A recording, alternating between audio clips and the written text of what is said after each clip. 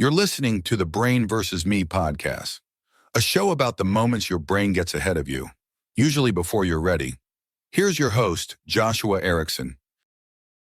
Welcome back to Brain vs. Me. I am your host, Joshua Ericson. We're going to do something a little bit different today. I recently released my book, Therapy is Weird. Apparently, I'm the problem. And most of the book, like many of the others in the Brain vs. Me series, are memoir first, self-help-ish, talking about mental health. Everything is viewed through my lens, and I encourage people to try to help themselves by listening to all of my mistakes. And I hope it makes a difference. So far, I've heard some good stories, so yeah, I'm hoping it helps you too. But what I want to do today is I want to read one of my day in the life chapters. At the end of every Brain vs. Me book, which are nonfiction, I have one fictional chapter where I discuss or go over a scenario based very strongly on something that I've experienced, and it kind of illustrates what I was talking about in the book just through a very realistic lens. Not everything in the day in the life chapters is 100% the way it happened, but it is close enough that it is still very personal. And what I'd like to do today is actually go ahead and read the whole chapter. These chapters tend to be longer than the typical chapters I have, so this will probably take me a good 30 minutes or so to get through, but hopefully you like it. So this is A Day in the Life of My Therapy Brain by me, Joshua Ericson. 6:01 a.m. The alarm buzzes like it's annoyed with me personally. I slap at it until it shuts up, then lie still in the dark for a few seconds. Not quite awake, not quite asleep, but not ready to start the day. The room is quiet, not peaceful, just quiet. The kind of quiet that dares you to check the time again, even though you already know what it'll say. I glance over, 6:01 a.m., 12 hours to go. I sit up, rub my face, swing my legs off the bed. The floor is cold, which feels like a punishment for waking up on time. My body's sore in weird, small ways. Neck, shoulders, chest. Tension I don't remember earning. And somehow, I think I sprained my ankle in my sleep. I already know today is therapy day. But I don't feel it yet. Not fully. Right now, it's just a thought on the horizon, far enough away that I can pretend it's just a normal Tuesday for a little while longer. Still, I feel the edge of it, like a storm a few towns over. 6:03 a.m. I should be asleep, or unconscious, or both, but no, I have to be human again. The bathroom light flickers on, harsh, too bright, and bounces off the tile, making me squint. I catch my reflection in the mirror, disheveled hair, dark circles, a face lined deeper than sleep should explain. I look away, can't hold it. I reach in and turn the faucet. Its cold metal bites at my fingers, but I don't flinch. It matches the mood. Steam rises, fogging the mirror, blotting me out. The sound of rushing water fills the space, a temporary distraction from the noise in my head. Stepping in, the water hits my back, hot, a little too hot. But I don't adjust it, I just stand there, letting it sting a little. It's not soothing. But maybe I don't deserve soothing. I wait for it to wake me up, or calm me down. It doesn't. I feel numb and overwhelmed at the same time. The steam from the hot water feels thick, close, like it's pressing in from every direction. I lean forward, eyes closed, forward, resting on the cool tile, looking for relief, just for a moment. The thought creeps in before I can stop it. Today's the day. It circles, gathers weight. Shame. That's what we're talking about. I know it. My therapist knows it. My body knows it too. Chest tight, stomach clenched, like I'm bracing for impact. What I've learned is that shame doesn't wait for the words. It shows up in the body first, before I can even name it. My stomach's already in knots. My chest is heavy. My voice is quieter in my own head. That's how I know it's not just anxiety, it's shame. And it always gets there first. This isn't going to be a session. It's fear. It'll be a reckoning.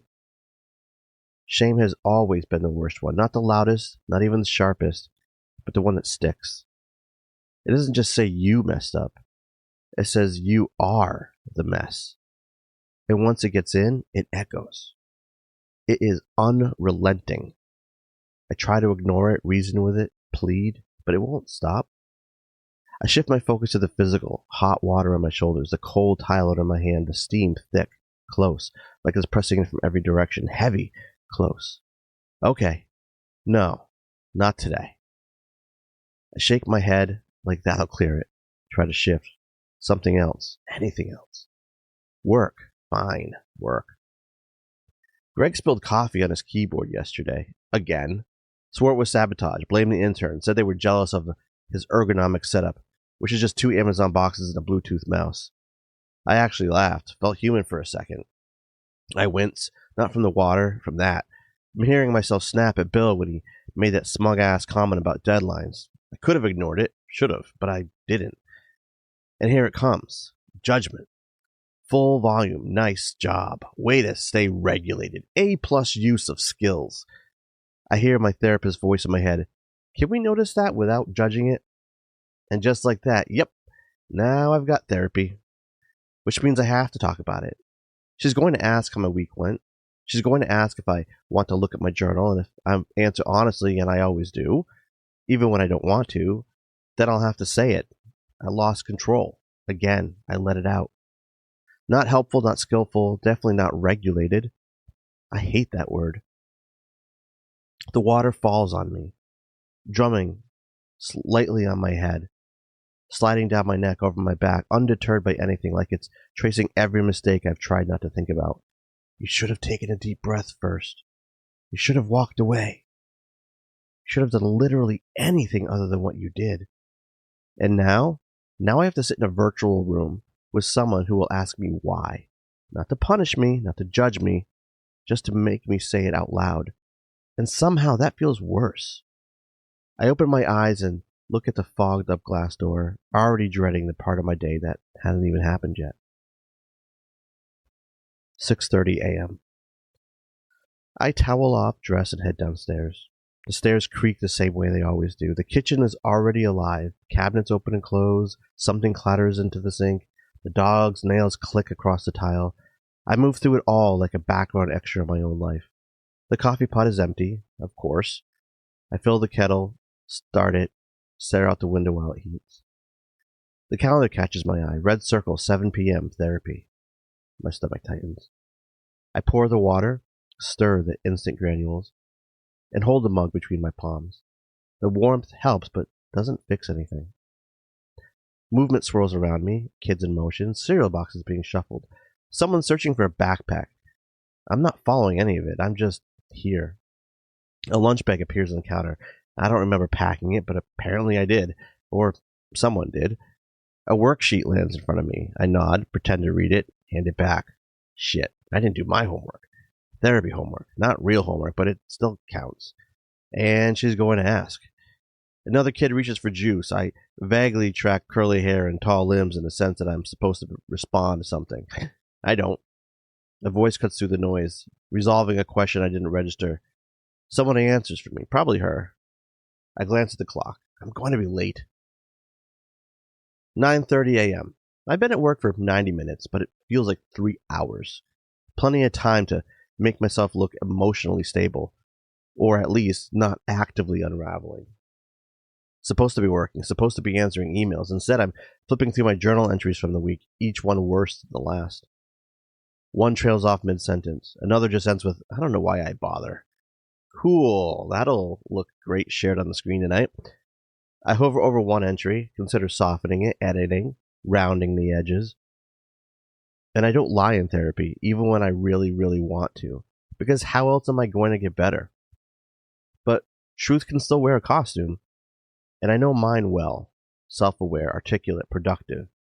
Perform healing well enough, and maybe no one asks what's still broken underneath. If I can't be honest with someone who doesn't judge me, whose literal job is to help me, then what's the point? 11:45 a.m. I glance at the wall clock across the hallway. 7 hours. 7 hours until I have to pretend I'm not pretending. A coworker walks by, eye contact, quick smile. I offer one back, just a flicker. The tired but hanging in version. It lands well enough. Default mode, mask on. But inside, I'm already unraveling. Just quieter about it here. And suddenly I'm wondering, how many times have I done this? How many rooms have I smiled through while unraveling? It's not just at work, it's therapy too. I talk around the pain, I narrate it like I'm describing someone else's. I make it clean, digestible. I'm not lying, I'm just translating. 3:30 p.m. I'm back at my desk, everything's moving. Emails, conversations, fluorescent lights buzzing, but I'm not part of it. I just spent an hour convinced I was getting fired, and even though it's over, the anxiety is still echoing in my chest like an aftershock. I don't feel right. Not in danger, not unwell, just wrong. My fingers are moving, but I don't remember what they're doing. I feel like I'm watching someone else work. I try to remember a skill. Body scan. Yeah, that's the one. Heart's pounding, breathing fast, stomach tight. This isn't good. I shift to breathing. Paced. Slow. I know what to do. Doesn't mean it's easy. The panic is fading, but the fog is thick. I survived a fake crisis, but still feel like shit. 5:30 p.m. The office door closes behind me and I step into the crisp evening air. The drive is a blur, brake lights, swallowed thoughts, a near mist that sends heat crawling up my spine. I get home in one piece, not calm, just here. The house is familiar. Lit windows, porch light on, garlic already bleeding out into the air like a memory. I walk in and get greeted the same way I always do. Dog, nails scrambling against hardwood, tail thumping, tongue joy. It's always pure joy. I kneel down, scratch behind her ears. Let her press into me like I've been gone for days. At least someone's always happy to see me. The kitchen is warm, busy, loud. Comfortable in a way I can't quite reach, not today. Someone's humming, something sizzling. A Lego spaceship under construction sits on the table. Jackson hunched over it, laser focused. I slide into the chair across from him and watch his hands work. He doesn't look up. I don't say anything. Caleb drifts into the room, phone in hand. I look up thinking maybe I should ask about track or school or anything. I don't. The table fills, food appears, we eat. I smile when I should, nod when expected, laugh on cue. But my brain is already in the garage. Already sitting in the chair, already staring at the screen, waiting for her to log in. Waiting for me to explain myself again. Dinner's over, the boys vanish to their rooms, Anna curls up on the couch with a book. I linger at the table, laptop open. 10 minutes until therapy. I reach for my journal app and that's when it hits. Shit, I didn't do my homework. Now the real world kind. Not the your kid will fail math kind of therapy kind, the one that matters tonight.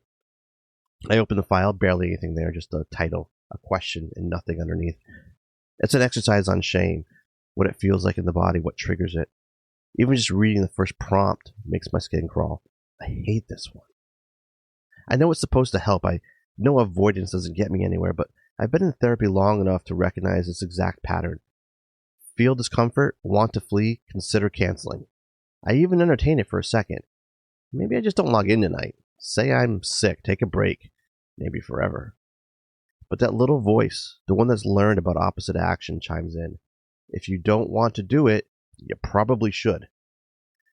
I exhale, try to settle, try to face it. It's not guilt. There's no I shouldn't have. It's deeper than that. It's not I did something bad. It's I am the thing that's wrong. Not a mistake. Me. The whole me. And I know the phrase, thoughts don't make you a bad person, but try convincing my brain of that. It's not guilt. There's no I shouldn't have. It's deeper, colder. It's I am. I am the thing that's wrong. I force myself to type something fast. Not enough. Just something. Face hot, shoulders tight, breathe shallow, like I'm hiding in plain sight. I stare at it. It looks small on the screen, but it didn't feel small. I sigh, I close the app, grab the laptop, and stand up from the table. I could sit on the couch for a few minutes, pretend to decompress, scroll through something. But comfort's a trap tonight. So I walk through the house, slip out the back door, and head down the short path to the garage. The detached space sits just under my home office. Same four walls, same desk, but on therapy nights, it feels different. The air inside is still warmer than it should be. The scent of wood and old projects lingers like memory. I flick on the desk lamp. The soft glow lands on familiar clutter. Notebooks, headphones, the empty mug I keep meaning to wash. This is where I take the calls that matter, where I go when I need to focus, and where once a week I sit down and peel myself open. I set the laptop down, pull up the link. 7 p.m. I log on. She's already there. "Hey," she says, smiling, calm, steady. Her voice is always the same, soft but structured, like the room's foundation showing up to hold me up. "Hey," I say back. My throat feels tight. She waits gently. "Rough week?" I nod. "Yeah." She nods. No judgment, just space. "Let's start with a journal, and then we'll go into your homework." And she guides us in. I share my screen. I already know what's in there. The parts I'm proud of? Sure, a few moments, but the real stuff, the mess, that's what she zeroes in on every time. And she should, that's her job. Doesn't mean I like it. We scroll. She pauses on an entry that stings a little. Of course she does. "Can you walk me through what was happening here?" I hate this part. I hate this part. Not because I don't want to be honest. I do. Hell, I am. I write it all down because if you're not honest in therapy, then what's the point? But still, having to speak it out loud, admit it with voice and eye contact and vulnerability, that's different. That's worse. She starts a chain analysis. What was the prompting event? How did you feel physically? What did you do next? I try to remember, but my brain goes blank like it always does in these moments. It's like I lived it and immediately placed it in a box labeled "Do Not Open." So she keeps asking questions, slowly, gently, methodically peeling back the layers until something clicks. And it does, eventually. I start remembering. The moment, the trigger, the way my body tensed, the thoughts that spiraled, the thing I said, the thing I shouldn't have said. We talk through it. She asks what I did right, which is her way of asking where I didn't screw up. I get it. It's compassionate phrasing, but it still lands the same. What could you have done differently? Where was the fork in the road? My internal translator hears, "Where did you fail?" And I judge myself hard. I know I shouldn't, but I do. I think about all the times I could have paused, all the moments I felt it building and still walked straight into the fire.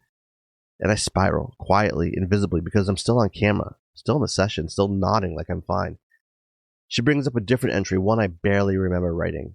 She walks me through it and points out how I handled it. Turns out I did something right. Right. I used the skill reflexively, without thinking. It was in me somewhere, and it showed up. And for a second, I feel good. Not fake good. Not dopamine hit from getting a like good. But real, holy shit, I'm growing good. "Can we go back to this line?" she says. I already know the one. "Felt like I was overthinking everything again." I nod. "Yeah, that's kind of my Tuesday mood." "It comes up a lot," she says, not unkindly. "Yeah, classic me." She gives it space. Then, "What does that usually look like?" I explain the usual loop, rewriting emails, preparing for every scenario like I'm trying to outthink gravity, dodging things I don't know how to navigate, trying to pre-fail in my head so it won't hurt if it happens in real life. She listens, nods. "And do those scenarios usually happen?" "No." She nods again. "What do you think is underneath it this week?" "I don't know, honestly." She watches my reaction for a moment, satisfied there really isn't more to it, agrees we should move on. I feel myself disassociating. I'm answering questions I barely remember hearing. Thoughts are coming quick, jumbled. I'm already focused on what's coming in a few minutes, and that's probably because I know what's coming. I felt it since the morning. I felt it all day. It's shame, and I know it. Not because I feel bad about something I did, but because I feel bad about being the kind of person who would even think it. I've heard it before. Thoughts don't make you a bad person. But try convincing my brain of that. It's not guilt. There's no apology. It's just shame. It convinced me that I'm the thing that's wrong. "Are you good? Do you need a minute?" she asks. How did she know? Well, I'm not surprised. She always seems to know. Yes, thank you. We sit in that silence for a beat. Then she scrolls again. Different entry, different story. I already know where it's going. I had a moment, a clear one. I was aware of how I felt, tight chest, hot face, clenched fists. I knew I was about to make a reckless decision. I said out loud to myself, fuck it. I'm doing it anyway. And I did. Could I have lied to her? Sure. Could have glossed over that part, but what would that even accomplish? The truth is uncomfortable, but at least it's real. If I want to change, I want to stop doing that exact shit, then she has to know what I did. So I tell her. All of it. And it stings. Not just because of the event itself, but because I can feel myself slipping into self-loathing mode. It's subtle at first, but the judgment's coming on strong. And it's not even from her, it's me. I'm the one beating myself up.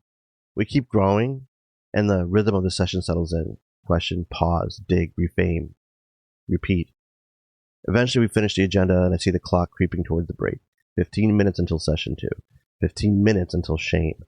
And just like that, the dread comes flooding back. 8 p.m. Break time. 15 minutes to breathe. Except I don't breathe. I just sit there staring at the screen. The anxiety creeps up my spine like it's rehearsed this routine 100 times, which, let's be real, it has. Fuck. I don't want to do this. I start running escape plans. Could my Wi-Fi cut out? Could I fake a sudden illness? Would she believe me if I said the dog unplugged the router? Do I even have a dog? 15 minutes. I could disappear, leave the country, start fresh in Iceland. There's no one there to ask about my feelings that make me want to melt into a puddle of regret. Instead, I open YouTube. It's a weak distraction, but it works, sort of. A few mindless videos on loop. Maybe she won't show.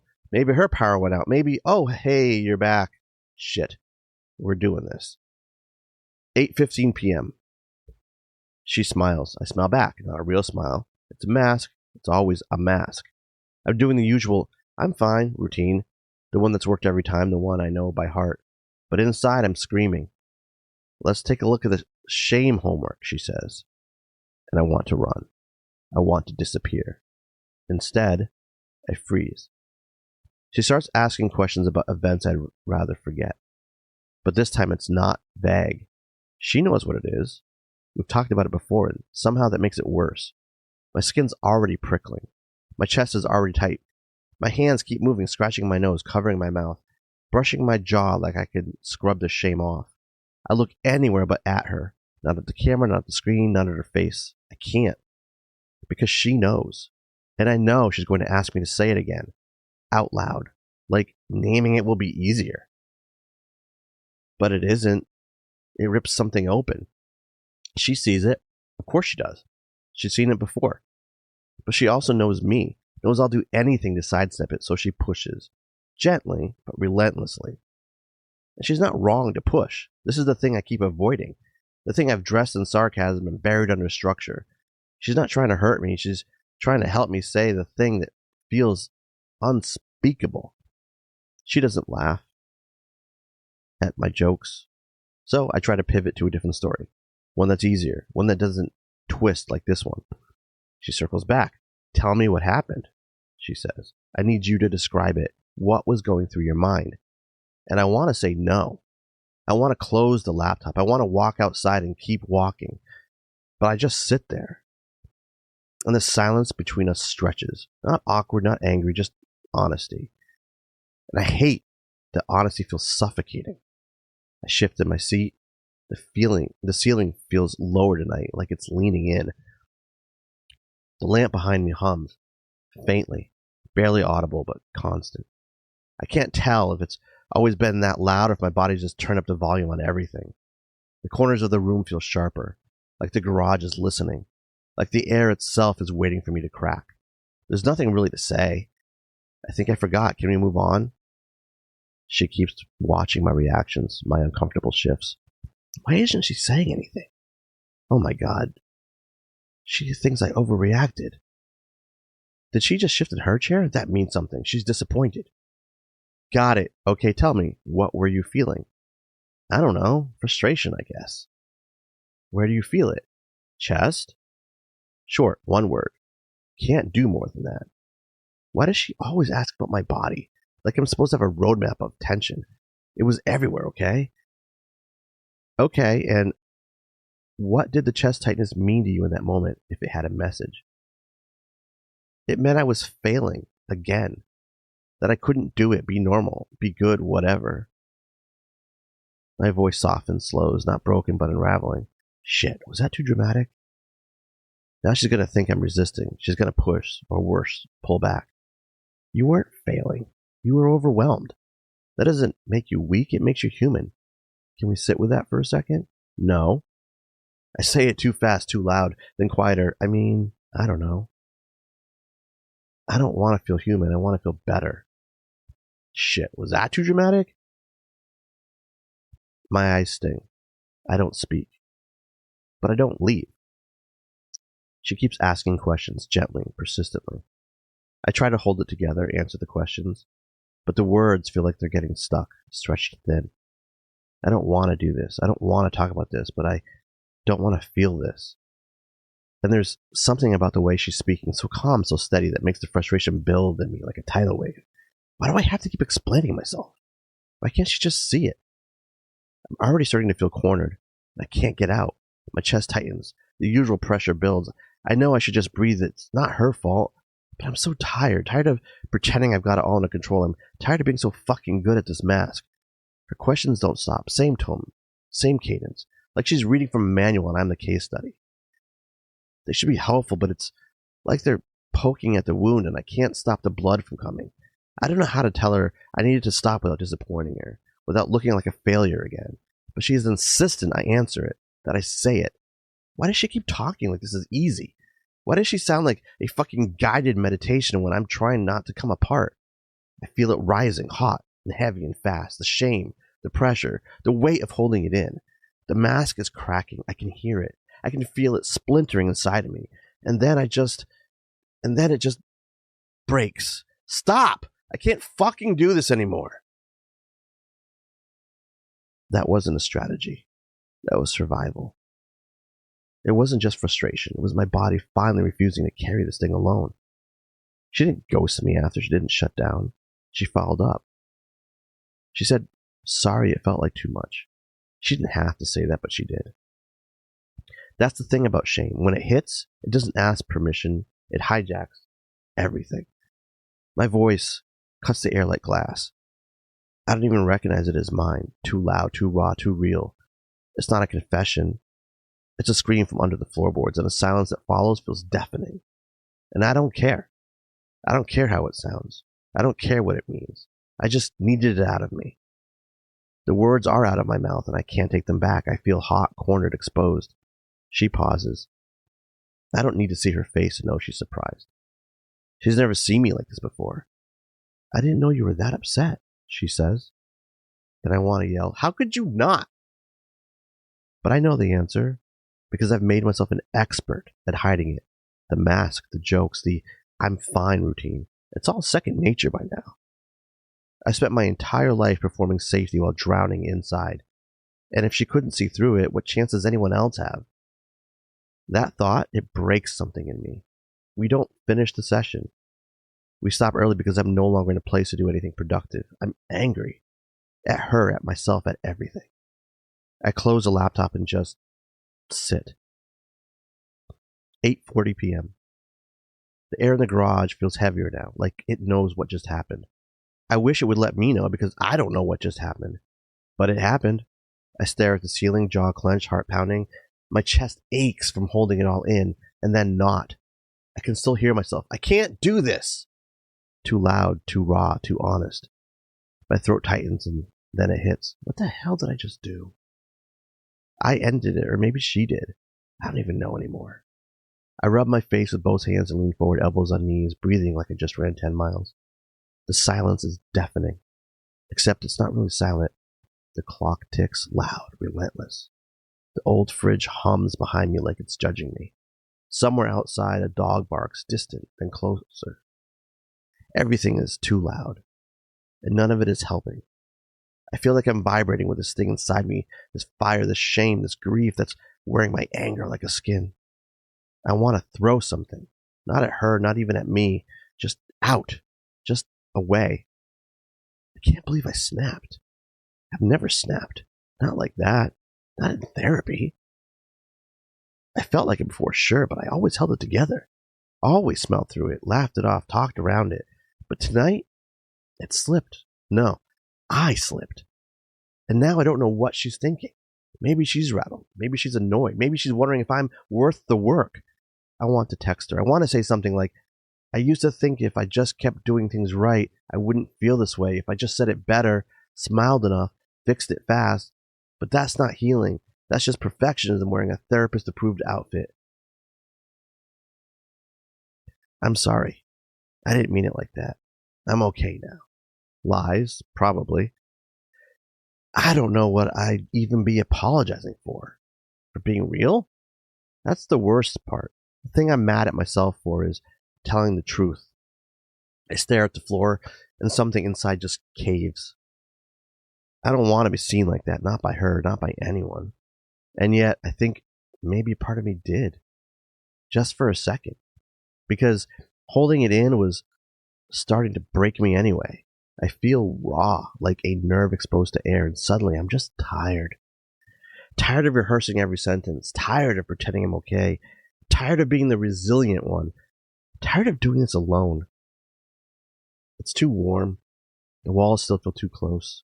My thoughts are too loud, the space is too quiet, and I don't want to be alone in my thoughts anymore either. I feel trapped. Not by the room, by my brain. Almost claustrophobic. I need air. I get up and open the garage door. The night folds over me, cool and quiet, but not silent. Cars in the distance, dogs barking, a neighbor's too loud TV. And that's when I think of her, Hannah. Inside on the couch, probably half watching a show she's already seen before. Probably wondering if I'm okay, but not pressing. Not because she doesn't care, but because she knows me well enough to wait until I come to her. I sit with that for a while. Just the thought of her calms something in me. Not everything, but something.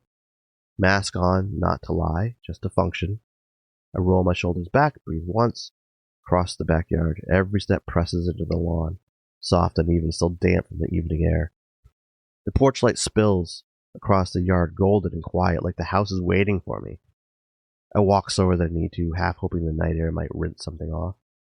I reach the door and pause before I step inside. The door creaks open, and warmth greets me from inside. I walk toward the living room. She looks up briefly, smiles. I sit down next to her. The couch dips slightly as I sit. Her leg brushes mine, warm through the blanket draped across us. A candle flickers on the side table, vanilla and something earthy. Home. The TV plays low. Some show we've seen before, dialogue soft like background music. We don't say anything. I don't look at her. I don't need to. She's here, and right now, that's everything. She leans into me, and for the first time all night, I don't feel like I'm falling apart. I still don't know what happens next. And that's confusing. I thought I did, but now I'm not so sure. I thought I was getting better. I thought I had this handled. Tonight proved otherwise. And that's not failure, that's therapy. But therapy doesn't always feel good, and tonight proved that. Honestly, if this were anyone else, I might have logged off. But it's her. She's good, she's smart, she's determined to help.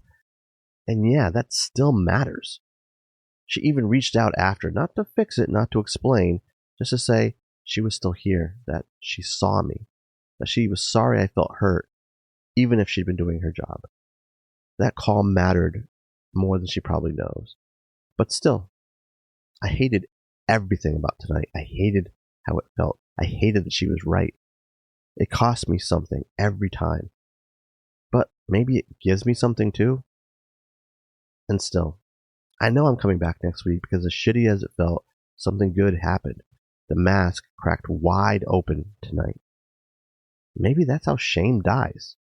Not with a breakthrough, not with a clean confession, not even with comfort, but with a moment like this, quiet, raw, after the storm, where you stop apologizing for feeling too much.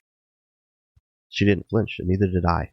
I'm not fixed, but I'm here. And that feels like enough. I hope you enjoyed that. That was a chapter called A Day in the Life of My Therapy Brain from my new book, Therapy is Weird. Apparently I'm the problem. This has been Brain vs. Me. I am Joshua Ericson. Until next time. Thanks for listening to the Brain versus Me podcast. If you enjoyed this and want to keep up, follow or subscribe to the show. You can leave a comment, ask a question, or share the episode wherever you're listening. If you'd like to support the show or explore Joshua Ericson's books and writing, visit brainversusme.com.